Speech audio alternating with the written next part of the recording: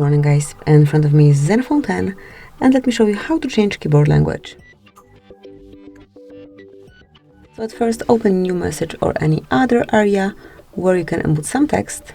Here you've got your current keyboard. As you can see right now I do have two keyboards, and once you have more than one keyboard you can switch between languages by tapping on word icon, and then to change system language and role options, select settings and go to languages.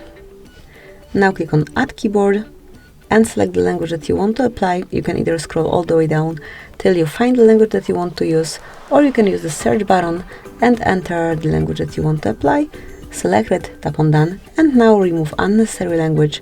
Obviously you can stay with all of them and then switch between languages as I told you before, but this is it. As you can see, the language has been changed and now you can smoothly use it. So that's it, that would be all. Thank you for watching. Please subscribe our channel and leave the thumbs up.